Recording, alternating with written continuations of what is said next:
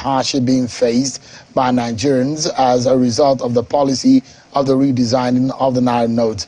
They addressed journalists in Abuja, and the convener, Ayo Yalowo, at that press conference says that the policy is targeted at ensuring that the party lose the 2023 presidential election. The youth are drawn from across the country, and they're wondering why just 11 days to the elections, Nigerians were still facing severe hardship over the monetary policy, arguing that the central bank governor is deliberately turning millions of Nigerians who would want to vote for the party against it. I'm now being joined by the convener of that group, Ayo Oyalowo. By every look of it, you're not a young person at all, is it? I told you we are not young. I don't know where you brought the word young from. You're not youth, but you may be young. Everybody is young. Thank you so much, Ayo, for joining us. Yeah, thank you, sure. Right, indeed. Mate, you made some very strong allegations. You're asking for some very difficult decisions from the president. On what basis are these allegations and your submissions at that press conference? Thank you, Sean. I actually wanted to read something here, but I'll have it in my head. The presidency released a statement through his spokesperson, Malam Garba Shehu, that they will study the Supreme Court judgment and abide by it. And also the attorney... It was actually an injunction. Yeah, the court injunction. Yeah. Don't worry, you are the law student. No. So because there's no position yet. And then the Attorney General also, but you know, he said the status quo should stand. For now, that means the old naira note should have been in use. And also the Attorney General told the same line. So when we say the president should sack the CBN governor, we are saying that he's disrespecting not just the Nigerian people and the Supreme Court, but he's even disrespecting the man who appointed him in the first place. Because if the president, through his law officer, says they will study and follow whatever the injunction is until there is a substantive statement by the Supreme Court when they sit down to actually hear the allegation.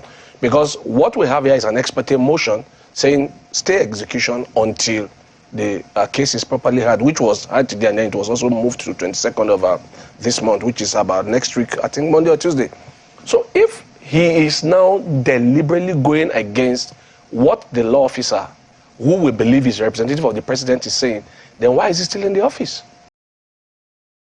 Maybe, maybe not. But this is what we are looking at. That is why we are appealing to the president. That look, you have a legacy. You've spent 8 years. For the whole period you were a president until now, there have been no fuel crisis. Suddenly, at the twilight of your administration and at the eve of an election, there were crises everywhere. Fuel crisis, naira crisis, now decide to join on it. Now the fuel crisis has eased. We thank God for that. At least in Abuja, I can see that. But this naira crisis, the way the CBN governor... I was even compared to his statement that all agencies of the government, including the central bank, were banned by the orders of the Supreme Court. But here we are. Here we are. Because you will have expected the central bank to have issued the statement following the order of the Supreme Court. All actions are stayed until the 15th of February. What can there be consequences for this in terms of how do the courts respond to this kind of scenario? I think the plaintiffs will have to take it up in the court because when a court in Abuja granted an order that Mr. Godwin Emefiele be not arrested, he wasn't a party to the case. When he ran to use some proxies to file an action against the Central Bank Board in Delta State, preventing the bank from moving against him for participating in politics, he wasn't a party. So people cannot choose and pick which orders of court to obey. Most pains on businesses, individuals, and households. Entrepreneurs are agonizing in pains arising from poor sales due to the shortage of cash for individuals to make purchases and meet their needs, bringing their purchasing power next to zero.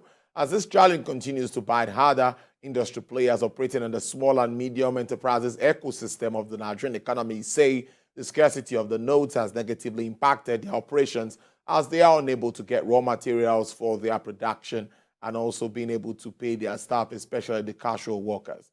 Emmanuel Akpeme is a lawyer and manager at PricewaterhouseCoopers. He joins me live in the studio to look at the economic implications of all of this. Of course, some legal angle to it. He's a lawyer. Thank you so much. It's good to see you. Thank you so much, Tolu. It's always a pleasure having these conversations with you. Thank you. From the legal angle, yes, what really is the implication of a bank failing to pay its customers when the customer has money or in his or her account in that bank? Okay, thank you so much, right, Tolu. So this is really a burning issue because if you see across Nigeria, yes. The queues at ATMs, the queues at the banking halls, they are really, really increasing. And so, yes, the relationship between the customer and its bank or his or her bank is really a dicey one because they can be multifaceted. If we want to look at it from this angle of a fiduciary relationship, right? If we're looking at it from a fiduciary relationship, the customer has entrusted onto the bank his or her money for safekeeping with the expectation that whenever he or she or the company needs it, the bank will pay and the customer that particular amount. So if for any reason the customer demands or makes request for the money and the bank does not oblige the customer, it amounts to a breach of that fiduciary duty. Now, if we also look at it on the other hand, because we have seen cases where the courts have come up to say that, in fact, it is as high as a debtor-creditor relationship. That is, the bank is the debtor while the customer is the creditor. And whenever the creditor, being the and the customer is the creditor, right? Whenever the customer demands for that repayment, yes, the bank is supposed to pay. Failure to do so will mean that the amateur video from eyewitnesses showing the police trying to appeal for calm from aggrieved bank customers in front of a bank on the Papava Road in Benin City, the Edo State capital. Calm down. As I'm talking to you now, I don't have a special bank. There is no bank set aside for Nigerian police. No. The same bank you go, that's where I go. Yes. The same pain you are feeling is what I'm feeling. Yes, the same family is what I have. They are not taking it for it. Look at Benin. This is like Papava. Chaos is said to have broken out shortly after this conversation at another bank along the same road.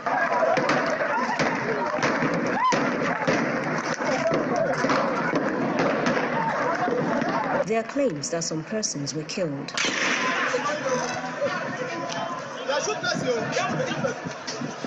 While everything was moving smoothly, all of a sudden, people started complaining that the way things are is not fair. We all are citizens. We only came to at least plead with the bank, at least to pity us. But while coming, police came out of the central bank, started shooting, attacking us. They even killed people. About 3 persons died today. That is what led to everything you've seen. Nobody wanted to destroy anything. More footage from amateur videos shows some corpses. Channels Television also finds a crowd of angry residents standing around one of the corpses near the Ring Road axis.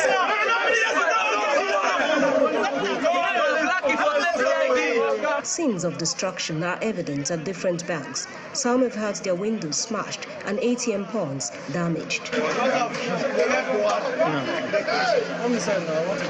At one bank, vehicles have also been burnt right within the bank's premises. This security post did not escape torching